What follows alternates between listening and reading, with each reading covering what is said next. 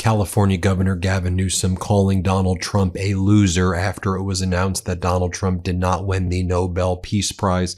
Why would you win the Nobel Peace Prize if you're invading the United States of America, your own country? Newsom writes, "What a loser." With respect to Donald Trump ordering that thousands of government employees be fired as a result of Donald Trump's shutdown, Governor Newsom writes, "Trump has the federal government shut down again next week. The consequences: laying off workers, not paying troops, threatening access to health care for seniors. It's simple. Trump has betrayed America." And if the MAGA Republicans wanted to do a standalone bill right now to pay the troops, they could. Instead, Donald Trump is enjoying seeing our troops on lines for food in food banks because he's quite literally starving our troops. Donald Trump hates the troops. Governor Newsom also did an interview with governors from Illinois and Oregon, Governor Pritzker and Governor Kotek. Show you some clips of that in a moment. It was great. Governor Newsom writes, "Trump is shredding democracy and continues to illegally deploy the U.S. military into American cities against American citizens. I sat down with Governor Pritzker and Governor Kotek to break down what's really happening on the ground and how states are fighting back." Again, Illinois and Oregon, respectively. And also, it seems great to see Governor Newsom looks like what I think a potential cabinet could look like. Also, Governor Newsom doing a number of podcasts. He did this one over here, The Ringer, and he goes, "We're dealing with the tyranny of this administration every goddamn day. This son of a bitch is going to not only rewrite history, we won't have a country if this guy is successful," referring to Donald Trump as a son of a bitch. Watch Governor Newsom right here. Let's play it. I want to understand those I disagree with, because I want to get better and I want to be smarter and I want to win. These guys won. They kicked our ass. And we're dealing with the tyranny of this administration every goddamn day. And so for me, it's about power, taking back our power. It's not about punditry and bullshit. It's not about having a goddamn candlelight visual. I'm not interested in a white paper on this shit. I'm a practitioner. We got to get out there. We got to win. I care about winning. That's what Prop 50 is about. It's about power. This son of a bitch is going to not only rewrite history, it's over. The history of this country. We won't have a country in a year if this guy's successful. We're at the 250th anniversary of the Founding Fathers. That's next year. There might not be another free and fair election unless we win back this House of Representatives. Then Governor Newsom mocks Donald Trump for selling watches on right-wing TV. Governor Newsom writes, "No health care for you, but you must buy my watch." Donald Trump's literally selling watches right now. Governor Newsom's birthday was on Friday. So in a way that Governor Newsom mocks Donald Trump for Donald Trump's just talking about me. Governor Newsom writes, "Happy birthday to me, Gavin C. Newsom. Many say America's most loved, most handsome, and possibly most important governor. My birthday wish list, the best list. No troops in our beautiful cities, no Trump election rigging, none. Beautiful, perfect, fair maps for everyone, respect for our sacred Constitution, and most important, a very humble ask, a Nobel Peace Prize. People all over the world are begging me to accept it. Thank you to the amazing, talented, highly attractive people of California. I love you. Happy birthday to me. Thank you for your attention to this matter. GCN." Such a perfect way to mock Donald Trump right there. Then Governor Newsom brings on Governor Pritzker and Governor Kotek on his podcast. I want you to watch this here. Play this clip. For us, the National Guard, these are the folks that are out there during the fire, in the middle of the fire, and during our recovery. And they were heroes. I mean, the biggest problem we had thousands of National Guard that were there protecting the residents of Los Angeles. And the biggest problem they had were the number of people coming up to get selfies with them, giving them food and water, and they were overwhelmed. And these are our neighbors. These are nurses and doctors. These are firefighters and law enforcement officers that are quite literally being taken now off the street and been asked to mask up. And I think it's so important that we underscore what you just said, JB, that we're not at war with them, quite the contrary. And that's what's so abusive about what the President of the United States has done. But I want to just say this in closing. I want to thank you both for what you've done. The moral clarity to which you both have met this moment, how effectively you've communicated, how effectively you've galvanized the public to understand what's at stake. Thank you for the partnership in terms of the compare and contrast and the sharing of information with our legal teams and with our staff. It distills for me a sense of well-being. There's an old adage: if you want to go fast, go alone. You want to go far, go together. And this is a time for us to partner, and it's a time for us to, I think, really raise the red flag of alarm about what's really going on in this country and what we're up against. Well, thank you, Gavin, and thank you, Tina. Both of you I've spoken with as we're going through what we're going through in Chicago, and I think we've each advised each other about ideas that we have. And you talk about speaking with moral clarity, Gavin. I can't thank you enough for you having done that since before the invasion of LA by those troops, and you keep it up. And Tina, I know, I know all of this has been jarring for the people of Oregon, but you have been such a beacon for them. And I've watched you as things are happening here in Chicago and thought, I got to take that idea. That's a great idea, the way you've expressed yourself. So thank you for all of your advice along the way. Thanks, JB. Thank you, Gavin. We stick together. We'll get through this. But it's been an honor working with you. We're going to keep hanging out together because we got to keep fighting. This is going to be a brawl. So let's keep together, and appreciate you both. Well, appreciate it. It's a rare opportunity for us to get together in this public manner. I think it's really important. And again, grateful for both of you taking the time, particularly with the preciousness that is time at this moment. Thank you, guys. I am obsessed with this website. It's called dupe.com, and it has completely changed how I shop for my home. Have you ever fallen in love with a couch, lamp, or rug online, and then your soul leaves your body when you see the price tag? Let's face it, prices are absolutely insane right now. Well, I'm going to let you in on a little secret called dupe.com. It is ridiculously easy to use. All you have to do is type dupe.com / before any product URL, and it instantly shows you similar and more affordable alternatives. These aren't sketchy knockoffs either. Here's the thing most people don't realize. Most furniture sold online is mass produced in the exact same factories. Those factories then sell to brands under different names, who then list them for different prices. Dupe.com automatically lists these less expensive alternatives for you, so you're not overpaying just for some brand name. It's one of the most viral shopping hacks on TikTok. Millions of people have already used Dupe to save money, and it's 100% free to use. That $5,000 cloud sofa you don't think you could justify, the beautiful mid-century dresser you've had bookmarked forever, Dupe will find a similar item, sometimes even the same item, for 60, 70, even 80% off. Dupe.com really is so easy to use. Just type dupe.com / before any product URL in your browser, and boom, it instantly finds you less expensive alternatives. They even have an app and a browser extension you can download. No account required, no sign up required. It's completely free to use. Stop wasting money on brand names and start saving with dupe.com today. Next, Governor Pritzker Governor Newsom asks J.B. Pritzker what he thinks about the situation in Chicago. Let's play this clip. So speaking of chilling, JB, we saw those images of people descending from helicopters in the dead of night, armed, masked men going into apartment building, people quite literally asleep, people without clothing. We've seen in the middle of the day tear gas being dispensed. I mean, those images are indeed chilling.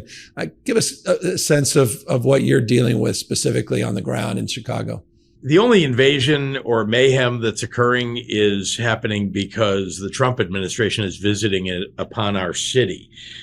You saw that South Shore building in Chicago, middle of the night, Black Hawk helicopters. We had ICE agents rappelling out of this military helicopter down the side of this building. It has about 130 people in it. They were targeting a few.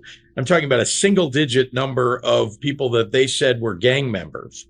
But the 130 people had their doors broken down, their windows broken. Everything was ransacked in the building. We saw pictures and video of all of it. They took innocent people out and zip tied their hands, children, I might add. Yeah. And a number of these people were U.S. citizens, and others were legal residents of the state of Illinois and the United States of America. And yet they were held for hours. And these ICE agents, first of all, I don't think they really have been trained in law enforcement. Our CPD, Chicago Police Department, as well as our Illinois State Police, we know that when we're targeting gang members, and we do this with DEA and with FBI also, when we target them, we determine where they are in a building, and then we make sure that we keep innocent people away from that area, and we protect them while we go in and take people out. That's not what happened here. We had over 100 agents attacking a building. It looked like Fallujah. One other thing, they set up dozens of cameras for social media purposes ahead of this. And then they used all of that footage to turn it into this sort of, I don't know, adventure looking, thing for Kristi Noem's social media. So they could, I'm not sure, advertise the idea to people joining ICE. I'm not sure exactly who they were trying to convince, but it all looked like BS in their social media. It was BS, in fact, on the ground. And the result is we have traumatized children. Of course. We've got elderly people, again, who are held for hours. We've got an entire community around this building who's wondering, are they next? And this is what's happening all across the city of Chicago, this kind of trauma that's occurring in our communities. People are afraid to go outside. They can't walk their kids to school. Again, if you're brown or black, you're liable to be stopped and held. And this is in a circumstance where, again, children trying to get to school and their parents trying to walk them there. I went to an elementary school and there were children there who were worried that at the end of the school day, when they walk home, their parents might not be home, that they will have been taken away and disappeared. Next, you have Governor Newsom asking Governor Kotek a few questions. Here's what she has to say. Again, I love bringing them together. This is great. Here, play this clip. And Tina, you just met with Kristi Noem, did you not? Was she was up in Portland? You have a chance to engage in dialogue with her? Yeah, I found out through unofficial channels the day before that she was coming to town. And so I reached out and said, hey, can we meet? It's interesting to see a cabinet secretary traveling with right-wing social media influencers.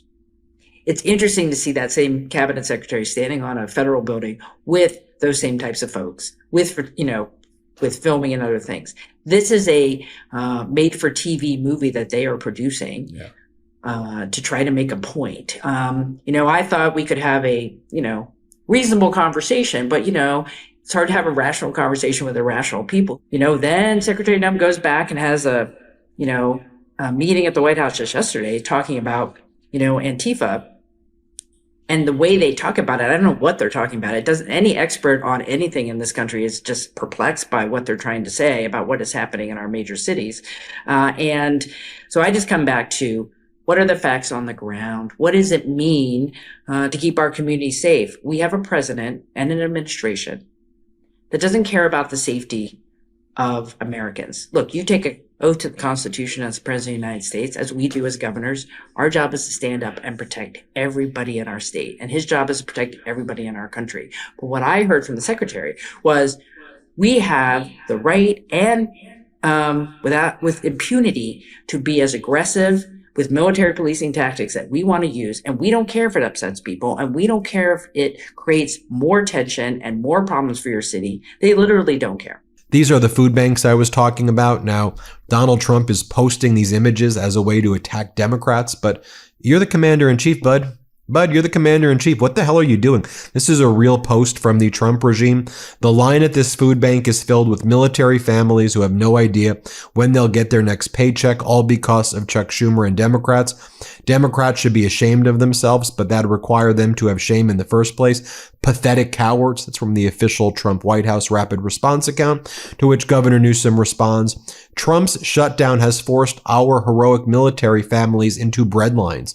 This is what happens when chaos runs the country. Disgraceful. Our troops are literally going to bread lines right now when they could easily be funded. Even with the Trump government shutdown right now, you could pass a standalone bill easily to fund the troops. Then we got to deal with healthcare. Americans' healthcare is getting ripped away. We know that's the reason for this government shutdown, that Donald Trump's taking away the Affordable Care Act subsidies from people, and he's taking away people's Medicaid and Medicare.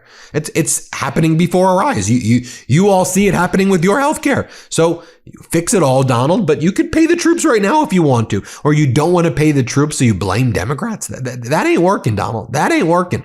Governor Newsom responds to these MAGA propaganda sites that says, breaking, Governor Newsom has signed a law requiring social media platforms to erase users' data when accounts are deleted. And then Governor Newsom responds, MAGA is crying because California Governor Gavin Newsom is protecting consumers. Hilarious. And yes, California Governor Gavin Newsom signed a law requiring social media platforms to erase users' data when accounts are deleted. As Governor Newsom says, your data should be just that, yours, right? This comes at a time when Donald Trump and Elon Musk have stolen your data. We know the government's taken a ton of your social security information, God knows where it is, taken all of your IRS data. I mean, they stole your data. It seems pretty obvious that that's what went down. In my opinion, that's what went down. That's what Doge did. Governor Newsom's wife, Jennifer Siebel Newsom, writes, oh, what a year it's been. Happy birthday to my fearless husband, Gavin Newsom, who continues to inspire me every day with his calm intelligence, decency, and humor as he fights so hard for us. My hiking, travel, sports, intellectual, food, music, wine, and life partner. Life is so full. The kids and I wish you the best day and year ever. Love you dearly, XXOO. I think it's great to see a normal potential first family and first couple, as opposed to Melania Trump saying, I have talked to Vladimir Putin. I've talked to Putin. I back channel. Maybe it's not right. Maybe I shouldn't do the accents. I don't know. But maybe I should. I don't know. But she said that she talks to Putin a lot. The hell? Governor Newsom goes, now do the Epstein files, in response to Kash Patel saying, there simply cannot be and will not be different rules for different people. One system of law and order from this FBI. Release the Epstein files, idiot. Release the Epstein files, idiot. Governor Newsom then responds to MAGA Mike Johnson saying, if you look at the polling, people's faith in the federal government is at an all-time low. Why? Because they don't see that it's being done well. Governor Newsom goes, Speaker Johnson, Leader Thune, President Trump, y'all run the government right now. They don't like you idiots. Then Governor Newsom responds to this C-SPAN interview with MAGA Republican Representative Mark Alford, where an independent caller says to MAGA Republican Alford, you're taking credit for $50 billion that you just gave to the hospital industry after you took away $150 billion.